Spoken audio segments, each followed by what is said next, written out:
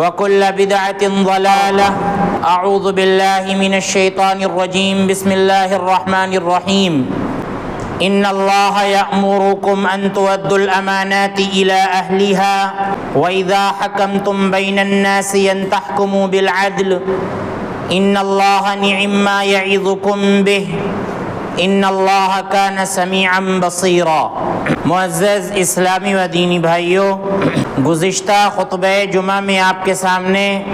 اللہ کے بندوں کے حقوق اور ان پر احسان کرنے کا ذکر ہوا تھا. آپ کو بتلایا گیا تھا کہ اللہ رب العالمین کا جو حق ہے اس کا معاملہ خالص اللہ رب العالمین کے اوپر ہوتا ہے. اللہ رب العالمین اپنی مشیت سے اپنے حق کو معاف کر سکتا ہے، لیکن اللہ کے بندوں کے حقوق کا معاملہ یہ ہے کہ جب تک ہم نے دنیا میں اسے رفع دفع نہیں کیا اور حق دے کر ہم بری الذمہ نہیں ہوئے تو اللہ رب العالمین آخرت میں ہم سے پوچھے گا. اور اس سلسلے میں اخیر میں ایک حدیث پیش کی گئی تھی کہ اگر ہم بہت نماز پڑھتے ہیں، بہت صدقہ و خیرات کرتے ہیں، زکوٰۃ دیتے ہیں، لیکن اگر ہم نے کسی کا حق مارا ہوگا یا کسی پر ہم نے ظلم کیا ہوگا تو ایسا بھی ہو سکتا ہے کہ یہ ہماری نمازیں، ہمارے صدقات، ہمارے روزے اور ہماری زکوٰۃ یہ ہمارے کچھ نہ کام آئیں.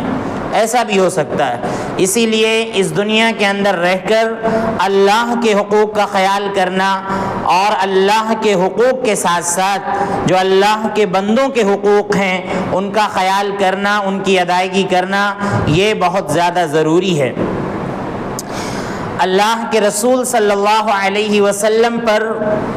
جب پہلی وحی کا نزول ہوا تھا، جب آپ پر پہلی وحی نازل ہوئی تھی تو آپ صلی اللہ علیہ وسلم بہت زیادہ گھبرا گئے تھے، اور گھبراہٹ کے عالم میں آپ صلی اللہ علیہ وسلم خدیجہ رضی اللہ عنہا کے پاس آئے تھے اور آ کر آپ سے کہا تھا کہ میں بہت گھبرا رہا ہوں، لہذا زملونی زملونی، مجھے چادر اڑا دو، مجھے چادر اڑا دو. تو خدیجہ رضی اللہ عنہا نے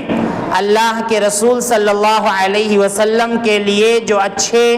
اور صبر آزما کلمات کہے تھے وہ تاریخ میں سنہرے حروف سے لکھنے کے قابل ہیں. خدیجہ رضی اللہ عنہا نے کہا تھا کہ آپ پریشان کیوں ہوتے ہیں؟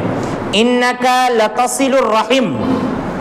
آپ تو رشتہ داریوں کو جوڑتے ہیں. وتحمل الکل، آپ لوگوں کا بوجھ اٹھاتے ہیں. وتعین علی نوائب الحق، اور آپ لوگوں کا تعاون کرتے ہیں، لوگوں کی مدد کرتے ہیں. اللہ رب العالمین آپ کو ضائع کیسے کر سکتا ہے؟ اس لیے آپ ہرگز نہ گھبرائیں، اللہ رب العالمین آپ کا مددگار ہوگا. اور جو انسان اتنا بھلا ہو کہ وہ رشتہ داریوں کو جوڑے، لوگوں کے ساتھ حسن سلوک کرے، دوسروں کا بوجھ اٹھائے اور حق کے راستے میں اگر کسی کو پریشان کیا جائے تو اس کی مدد کرے، تو ایسے انسان کو اللہ رب العالمین ضائع نہیں کر سکتا ہے. اللہ رب العالمین ضرور آپ کی مدد کرے گا. تو خدیجہ رضی اللہ عنہا نے جو باتیں کہیں وہ یہ کہ آپ لوگوں کا بوجھ اٹھاتے ہیں اور لوگوں کی مدد کرتے ہیں پریشانیوں میں. تو یہ اہم بات ہے، اور انہی باتوں کو لے کر میں آج اپنی باتیں بیان کرنا چاہتا ہوں. اور دوسری حدیث میں اللہ کے رسول صلی اللہ علیہ وسلم نے فرمایا کہ واللہ فی عون العبد ما کان العبد فی عون اخیہ، اللہ تعالیٰ اپنے بندے کی مدد کرتا رہتا ہے جب تک بندہ اپنے بھائی کی مدد کرتا ہے. اپنے بھائی کا ہم کسی بھی انداز میں تعاون کریں، ہم سمجھ لیں کہ اللہ رب العالمین کی مدد ہمارے شامل حال رہے گی. کسی بھی انداز کا ہم تعاون کریں، دنیا کی کوئی بھی مصیبت، کوئی بھی پریشانی ہم اس سے دور کریں، آڑے وقت میں ہم اس کے کام آئیں اور اس پر کسی بھی طرح کی ہم مہربانی کریں، تو ہم سمجھ لیں کہ اگر ہم اللہ کے بندوں کے ساتھ مہربانی کرتے ہیں تو اللہ رب العالمین بھی ہمارے ساتھ مہربانی کرے گا. اللہ کے نبی صلی اللہ علیہ وسلم نے آگے فرمایا کہ وَمَن نَفَّسَ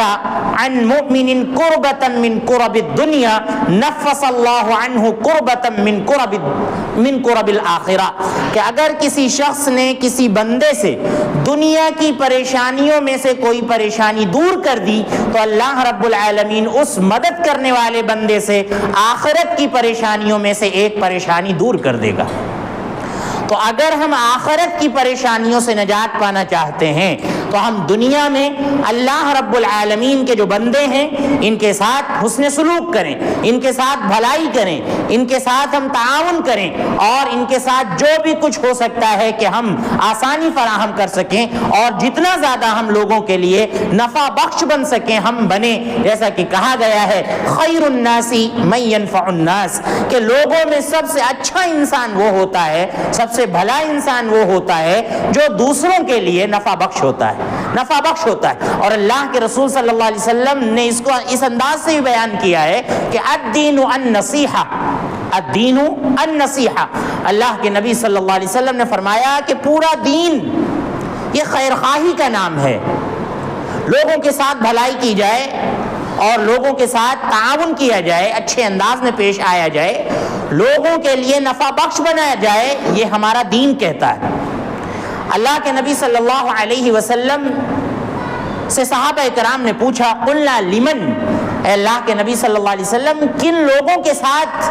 خیر خواہی کی جائے؟ اللہ کے نبی صلی اللہ علیہ وسلم نے فرمایا للہ ولرسولہ، سب سے پہلے آپ نے فرمایا اللہ کے ساتھ خیر خواہی کی جائے، اور اللہ کے ساتھ نصح و خیر خواہی کا مطلب یہی ہے کہ اللہ رب العالمین کے حق کو پہچانا جائے، اللہ رب العالمین کا جو حق ہے وہ ادا کیا جائے، اس کے بعد جو ہمارا حق اللہ پر ہے اللہ رب العالمین اس کو ادا کرے گا، یعنی اپنے ایسے بندوں کو عذاب نہیں دے گا جو خالص اللہ رب العالمین کی عبادت کرتے ہیں اور اللہ کے ساتھ کسی کو شریک نہیں کرتے ہیں۔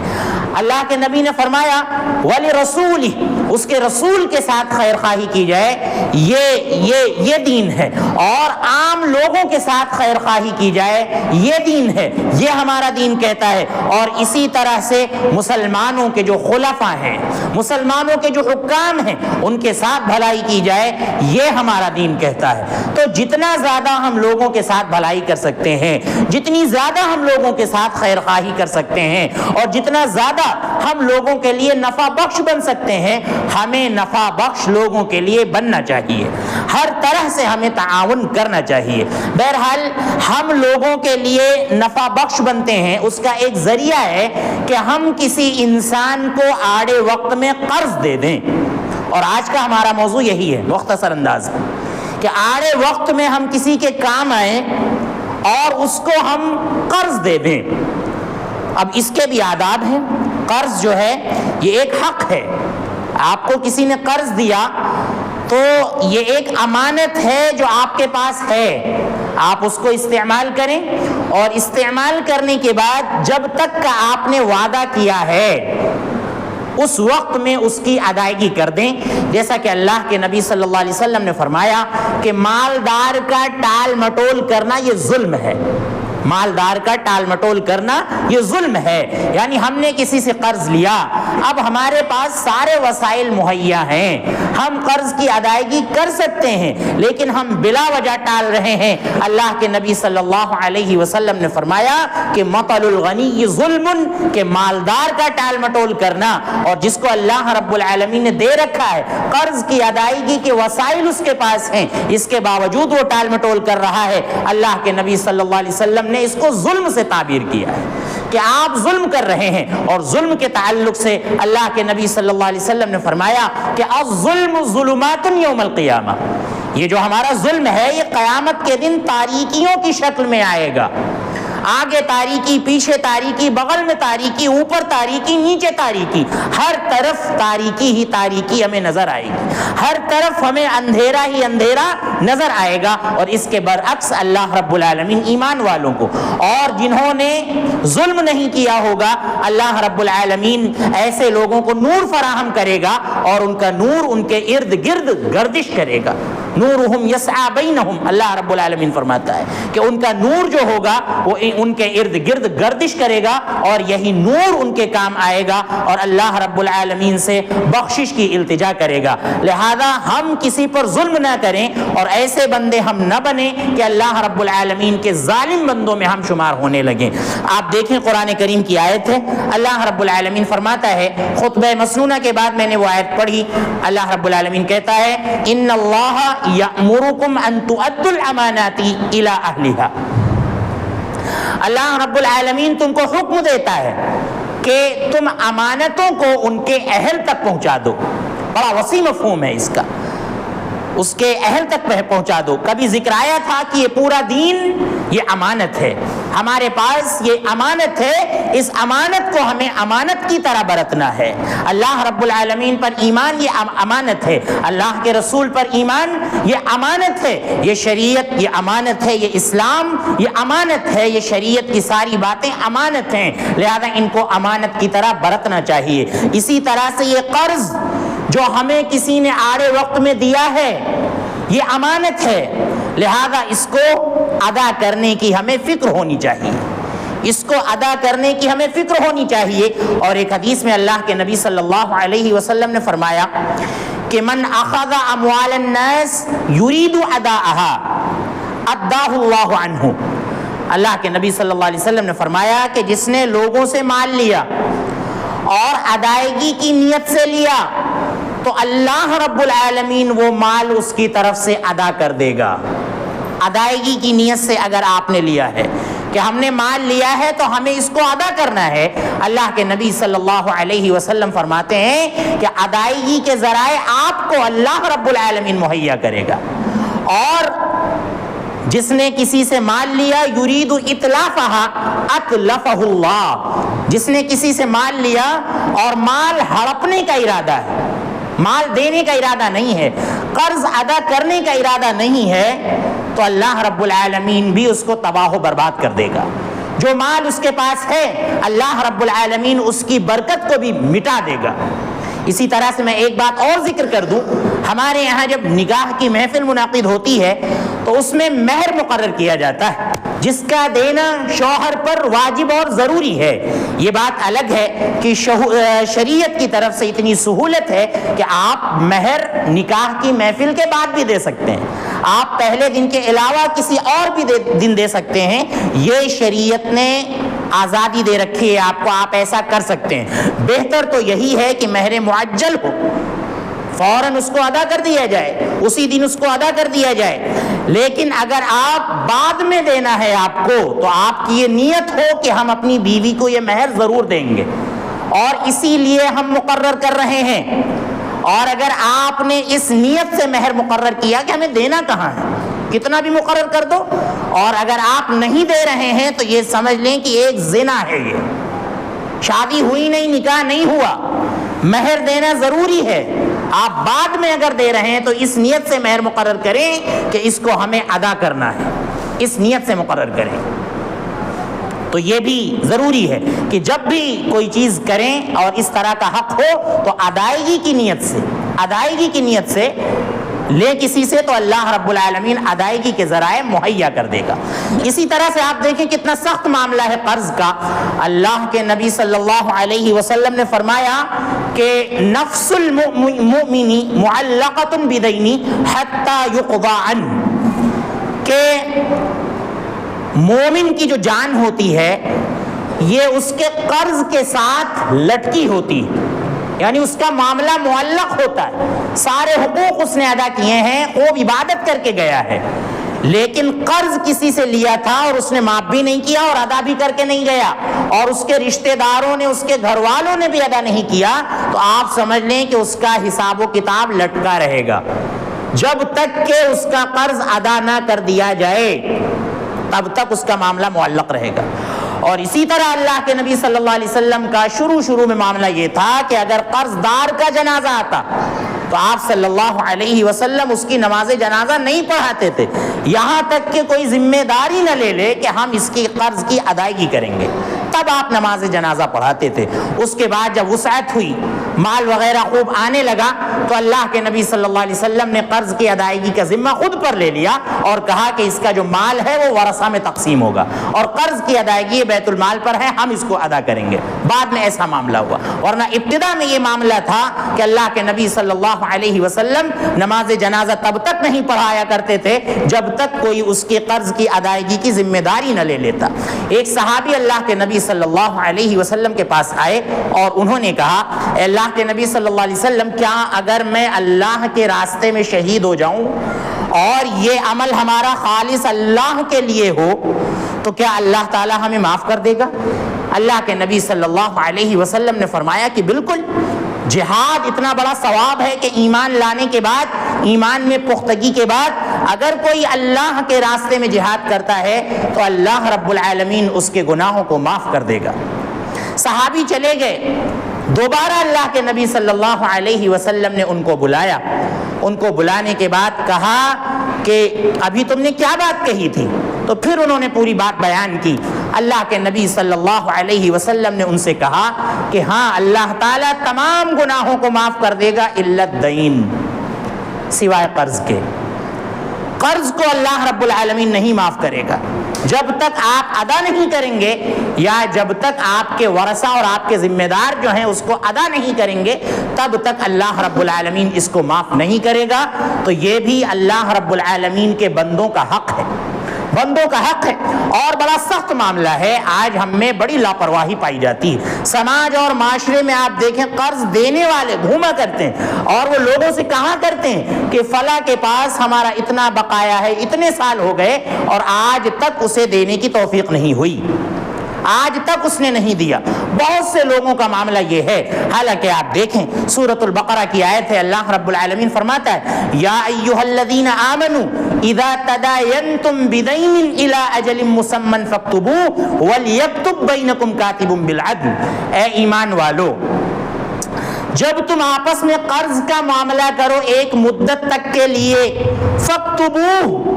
تو اس کو لکھ لیا کرو، اس کو لکھ لیا کرو۔ تو یہاں پر اللہ رب العالمین نے قرض کو لکھنے کی ہدایت دی ہے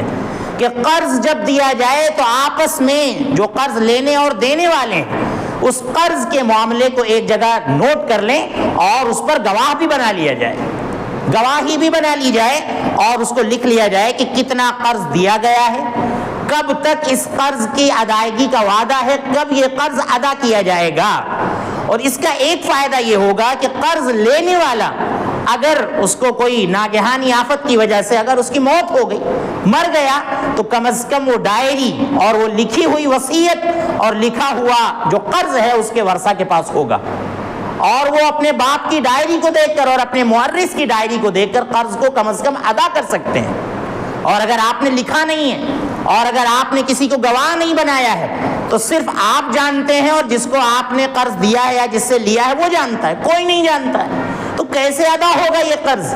اسی لیے اللہ رب العالمین نے ہدایت دی ہے کہ جب بھی تم قرض کا معاملہ کرو تو اس کو لکھ لیا کرو، اور ایک عدل والا انسان چاہیے کہ تم میں سے کوئی انصاف والا شخص ہو اور بڑے عدل کے ساتھ، بڑے انصاف کے ساتھ اس کو لکھ لے۔ یہ قرض کا معاملہ ہے۔ آپ دیکھیں اللہ کے نبی صلی اللہ علیہ وسلم نے فرمایا کہ ہمارے پاس احد پہاڑ کے برابر سونا ہو تو مجھے یہ تمنا نہیں ہوگی کہ 3 دن تک وہ ہمارے پاس رہے، بس اتنی خواہش ضرور ہوگی کہ اس سے اتنا بچ جائے کہ ہم اس سے اپنے قرض کی ادائیگی کر سکیں،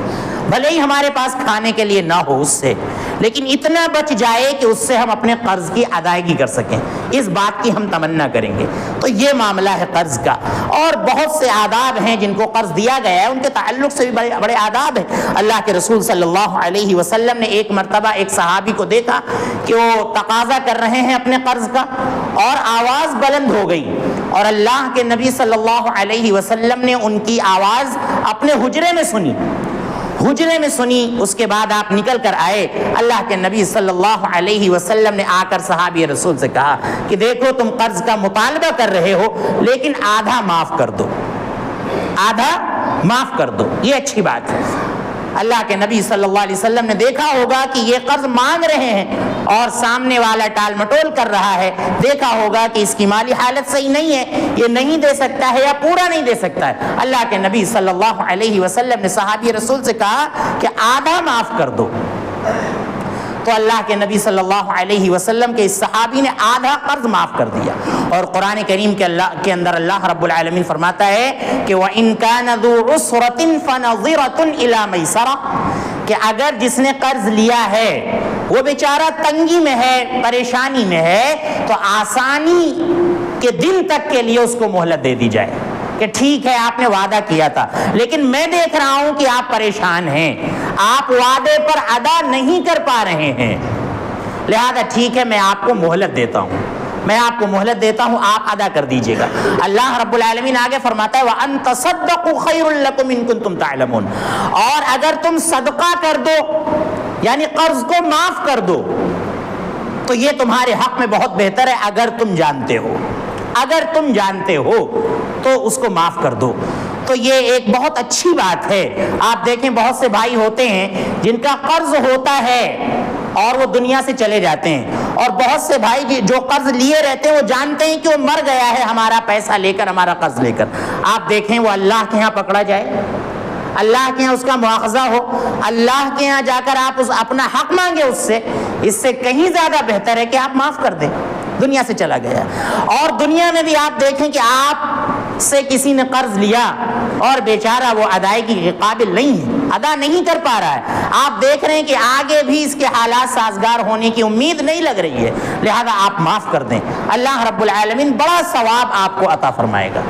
تو یہ بھی ایک ادب ہے، اس کا بھی ہمیں خیال کرنا چاہیے۔ تو چاہے قرض دینے والا ہو چاہے قرض لینے والا ہو، دونوں کے آداب ہیں، اس کا بڑا خیال کرنا چاہیے۔ ویسے تو کوشش یہ کریں کہ جتنا اللہ رب العالمین نے دیا ہے اسی میں انسان گزارا کرنے کی کوشش کرے، لیکن حالات ایسے ہو جاتے ہیں کہ انسان کو قرض لینے کی ضرورت پڑتی ہے۔ جب اللہ کے رسول صلی اللہ علیہ وسلم قرض لے سکتے ہیں تو ہم لوگ تو بدرجہ اولا قرض لے سکتے ہیں۔ اللہ کے نبی صلی اللہ علیہ وسلم نے کسی سے قرض لیا تو وہ شخص آیا آپ کے پاس مطالبہ کرنے کے لیے، تو اللہ کے نبی صلی اللہ علیہ وسلم نے اپنے خادم سے کہا کہ ٹھیک ہے ان کو اس عمر کا اونٹ دے دو جس عمر کا اونٹ ہم نے ان سے لیا تھا۔ صحابی نے بہت تلاش کیا لیکن اس عمر کا اونٹ نہیں ملا جس عمر کا اونٹ اللہ کے نبی نے قرض کے طور پر لیا تھا، بلکہ اس سے بڑی عمر کا تھا۔ تو اللہ کے نبی صلی اللہ علیہ وسلم کے پاس جب وہ اونٹ لایا گیا تو آپ صلی اللہ علیہ وسلم نے فرمایا ٹھیک ہے کوئی بات نہیں، یہی اونٹ دے دو، بڑی عمر کا ہے، ہم نے اس عمر کا نہیں لیا تھا، لیکن یہی اونٹ ان کو دے دو، کیونکہ ان احسنکم احسنکم قضاء، کیونکہ تم میں سب سے اچھا اور بہتر انسان وہ ہے جو قرض کی ادائیگی میں بہتر ہو، قرض کی ادائیگی میں بہتر ہو۔ مطلب یہ ہے کہ اگر آپ نے قرض دیتے وقت شرط رکھ لی کہ ہم دے رہے ہیں آپ کو 50 روپے لیکن جب آپ واپس کریں گے تو 60 روپے ہم آپ سے واپس، یہ سود ہے اور یہ اللہ اور اس کے رسول کے ساتھ اعلان جنگ ہے، یہ بہت بڑا ظلم ہے اور یہ حرام ہے، ناجائز ہے۔ لیکن آپ نے کوئی شرط نہیں رکھی ہے، لیکن جس کو آپ نے قرض دیا ہے وہ اپنی خوشی سے، اس نے 50 روپے آپ سے لیے تھے اور آپ اپنی خوشی سے اس کو 100 روپے دے رہے ہیں، شرط نہیں تھی کوئی، تو ایسا کرنا بہتر ہے اور جائز ہے، جیسا کہ اللہ کے نبی صلی اللہ علیہ وسلم نے ایسا کیا تھا۔ لہذا میرے بھائیوں کوشش یہ کریں کہ ہم لوگوں کے کام آئیں زیادہ سے زیادہ، اور قرض کے معاملے میں ہم بہت حساس ہوں، اور یہ بندوں کا حق ہے جس کو جب تک بندے نہیں معاف کریں گے اللہ رب العالمین بھی معاف نہیں کرے گا۔ علی رضی اللہ عنہ سے اللہ کے نبی صلی اللہ علیہ وسلم نے کہا تھا کہ اے علی کیا میں تم کو ایک ایسی دعا نہ بتلاؤں کہ اگر پہاڑ کے برابر بھی تمہارے اوپر قرض ہوگا تو اللہ رب العالمین ادائیگی کی سبیل پیدا کر دے گا، ادائیگی کا ذریعہ اللہ رب العالمین پیدا کر دے گا۔ تو اللہ کے نبی صلی اللہ علیہ وسلم نے حضرت علی رضی اللہ عنہ کو جو دعا بتلائی تھی، اللہم اکفنی بحلالک عن حرامک واغننی بفضلک عمن سواک، اللہم اکفنی بحلالک عن حرامک، اے اللہ جو تو نے مجھے حلال رزق دیا ہے بس اسی کو ہمارے لیے کافی کر دے، اور اپنے علاوہ تمام لوگوں سے اللہ تو ہمیں بے نیاز کر دے۔ یہ دعا ہے، اگر ہم اس کو پڑھتے ہیں اور اپنے اذکار میں اس کو شامل کرتے ہیں، اور اگر ہمارے اوپر قرض ہے ایمان اور احتساب کے ساتھ ہم پڑھتے ہیں تو اللہ رب العالمین انشاءاللہ قرض کی ادائیگی کے ذرائع ہمیں مہیا فرمائے گا۔ اور بھی دعائیں ہیں قرض کی ادائیگی کی، ان دعاؤں کا بھی اہتمام کیا جائے۔ اللہ رب العزت ہمیں ان باتوں کو سمجھنے کی اور ان پر عمل کرنے کی توفیق عطا فرمائے۔ اللہ رب العالمین ہمیں قرض کے معاملے میں حساس اور سنجیدہ ہونے کی توفیق عطا فرمائے۔ اللہ رب العالمین ہمیں اللہ کے بندوں کے حقوق کا لحاظ رکھنے کی توفیق عطا فرمائے۔